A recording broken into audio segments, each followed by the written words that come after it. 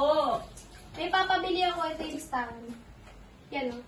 Okay po, ma'am. I will buy something din po kasi. Okay. Hey, Christine! Oo nga pala, hindi ka paano kasi hindi ka na lumalabas? Oo nga. Sila din kayo, diba? Ay, ito na nga yung chismis. Alam mo ba, nang may gumagala na naman daw ng mga gang, tapos kukunin daw nila yung mga babae kasi daw, gagawin daw nilang kalari. Oo nga. Kasi nga, di ba ikaw na namin nung nakaraan ng taekwondo, kaya baka malay mo ikaw yung fighter din nila. Kalaban naman, lalaban na. Lalaban mo sila. Mag-iingat ka! Huwag na ako dito kung saan ako ni Mama. Sige, ingat! Mag-ingat ka sa daan. 22.5.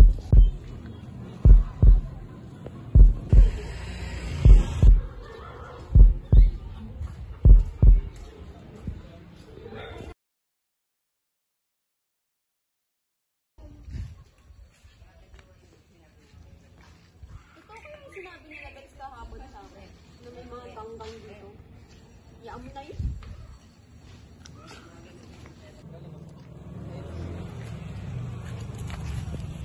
Ako ka maingay!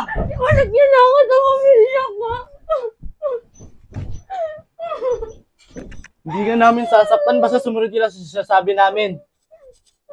Yashi, asa na ba yung ate mo? Gabi na di pa rin umuwi ah. Andun na kami eh. Baka pa-uwi na siya. Try natin equal yung mga friends mo. Boss, ito na po ang pinapahanap mo. Magaling. Kailangan na nating maganda. Dahil alam kong malapit na.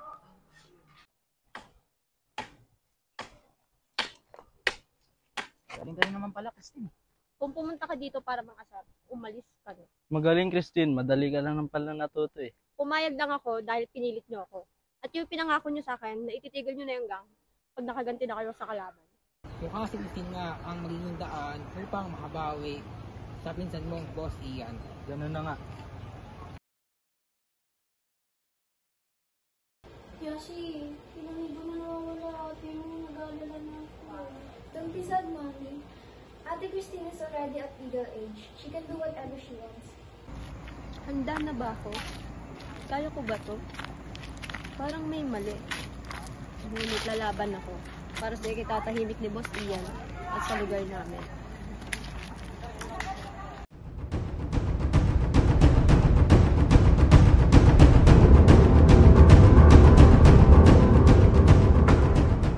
Naantay pagkakataong ito. Kahit saan banda matignan, hindi ka nanalo kahit saang labanan. Noon yun, pero ngayon hindi ka naubra sa akin. Ako na Boss Robert!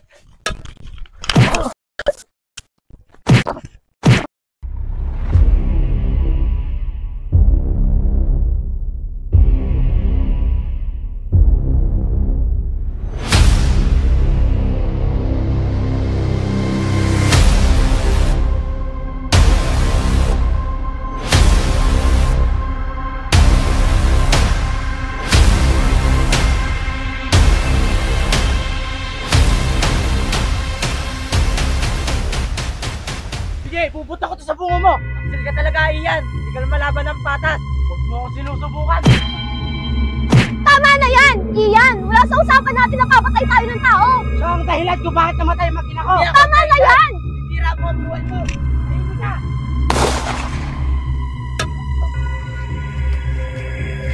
Okay lang po ba kayo? Tawag po ako ng tulong. Hindi ko po ginusto lahat. Okay lang ako. Ikaw nga. Ang alin po. Ikaw nang bahala sa aking anak. Papatayin siya ng aking mga kaaway. Ito ang sulat at ang pangalan niya ay Christine. Kapag siya ay nasa tamang gulang na at nagtanong kung sino ang kanyang ama, sabihin mo, siya ay may balat sa braso na palatandaan na ako at siya ay iisa. Pa! Ikaw ba ang papa ko? Gumising ka pa! Gumising ka pa! Gumising ka pa! Pa! Gumising ka pa!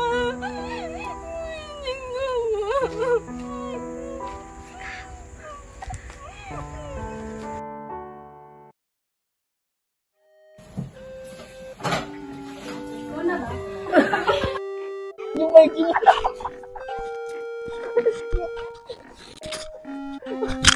May tayo, gago.